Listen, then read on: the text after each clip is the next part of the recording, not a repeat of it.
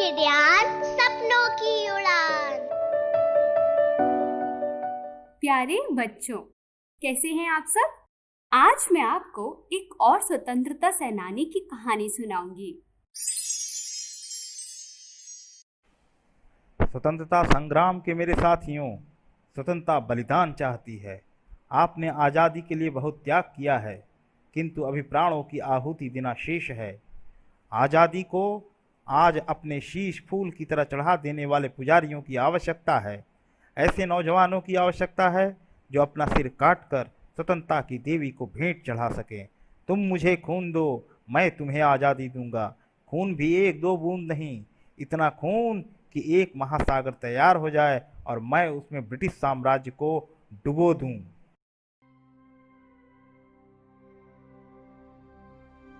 तुम मुझे खून दो, मैं तुम्हें आजादी दूंगा। अब तो आप सब शायद पहचान ही गए होंगे कि मैं सुभाष चंद्र बोस की बात कर रही हूँ। आज भी उनका यह नारा कई लोगों को प्रेरणा देता है।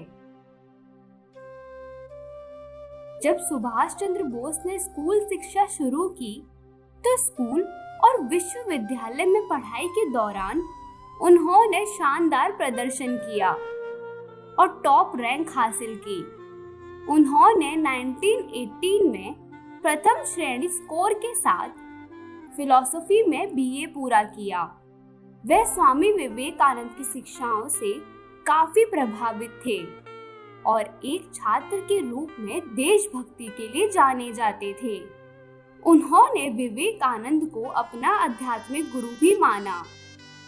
सुभाष चंद्र बोस के पिता चाहते थे कि वह एक सिविल सेवक बने और इसलिए उन्हें भारतीय सिविल सेवा परीक्षा में बैठने के लिए इंग्लैंड भेजा। बोस को अंग्रेजी में उच्चतम अंकों के साथ चौथे स्थान पर रखा गया था, लेकिन स्वतंत्रता आंदोलन में भाग लेने का उनका आग्रह तीव्र था। अप्रैल 1921 में बोस ने प्रतिष्ठित भारतीय सिविल सेवा से इस्तीफा दे दिया और भारत वापस आ गए। बाद में वह भारतीय राष्ट्रीय कांग्रेस में शामिल हो गए और युवा विंग पार्टी के अध्यक्ष के रूप में भी चुने गए। बोस 1920 और 1930 के दशक के उत्तरार्ध में भारतीय राष्ट्रीय कांग्रेस के युवा कट्टरपंथी विंग के नेता थे। 1938 और 1939 में कांग्रेस अध्यक्ष बनने के लिए उठे।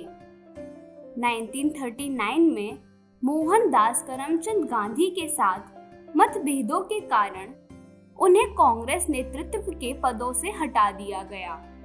बोस हमेशा मानते थे कि अहिंसा स्वतंत्रता को सुरक्षित रखने और हिंसक प्रतिरोध की वकालत करने के लिए पर्याप्त नहीं होगी। युद्ध के फैलने पर बोस ने भारत पर युद्ध की घोषणा करने का वायसराय के फैसले का विरोध किया, क्योंकि उन्होंने सर्वनीय अवज्ञा के व्यापक अभियान की वकालत की थी। वह 1941 में भारत से भाग गए और भारत की स्वतंत्रता के लिए काम करने के लिए जर्मनी चले गए। बोस ने सोवियत संघ, निजी जर्मनी और एम्पीरियल जापान सहित कई देशों की यात्रा की, ताकि प्रत्येक के साथ गठबंधन करने और भारत में ब्रिटिश सरकार पर हमला करने के लिए।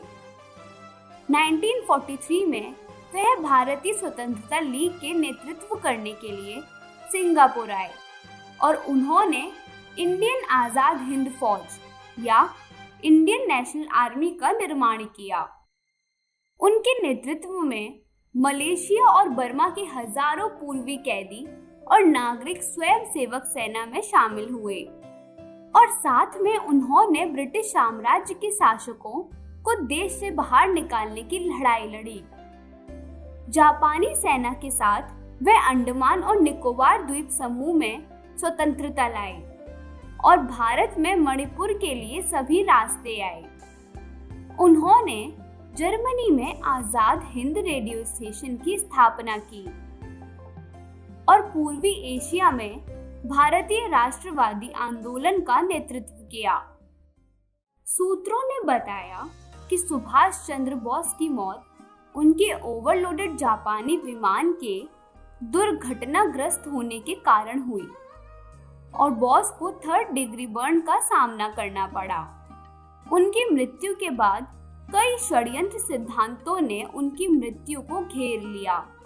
यद्यपि यह माना जाता है कि नेताजी सुभाष चंद्र बोस की मृत्यु 18 अगस्त 1945 को एक विमान दुर्घटना में हुई थी। उनका शरीर कभी भी बरामद नहीं हुआ था। उनके लापता होने के संबंध में कई सिद्धांत सामने आए हैं।